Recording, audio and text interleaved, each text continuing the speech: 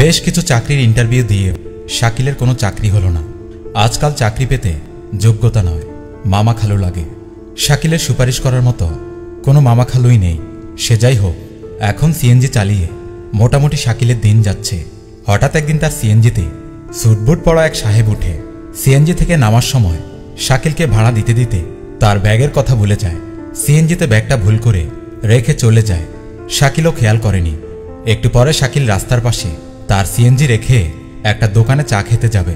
এমন সময় খেয়াল করে যে তার সিএনজির সিটে একটা ব্যাগ পড়ে আছে।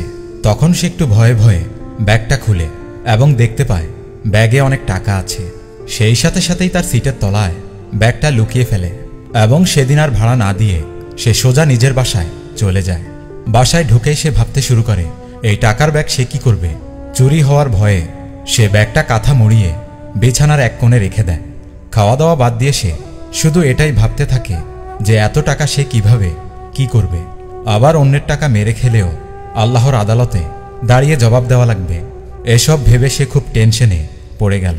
তার বাবা সারা জীবন সৎ পথে আয় রোজগার করেছে।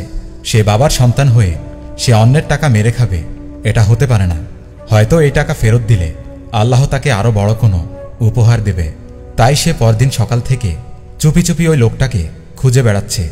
আগের দিন যেখানে ওই লোকটাকে নামিয়ে দিয়েছে সে ওই বিল্ডিংয়ের সামনে গিয়ে প্রায় 5 ঘন্টা দাঁড়িয়ে আছে।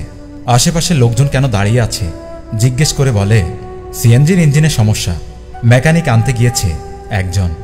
এভাবে দুপুর গড়িয়ে প্রায় বিকাল হলো। হঠাৎ শাকিল খেয়াল করে যে গতকালে সে সাহেব প্রাইভেট কার থেকে নেমে বিল্ডিংয়ের দিকেই হাঁটছে। শাকিল দৌড়ে গিয়ে লোকটার কাছে গিয়ে বলে, স্যার, সকাল থেকে এই জায়গায় সিএনজি নিয়ে বসে আছি আপনার অপেক্ষায়।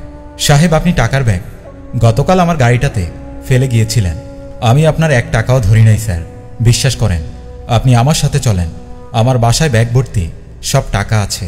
তখন লোকটা শাকিলের সাথে তার বাসায় যায় এবং শাকিলের মোড়ানো কাঁথা থেকে টাকার ব্যাগ বের করার দৃশ্য দেখে অবাক হয়ে যায় এবং শাকিলের সততা দেখে লোকটা মুগ্ধ হয়ে যায়। শাকিলের পড়ালেখার ব্যাপারে জানতে চায়।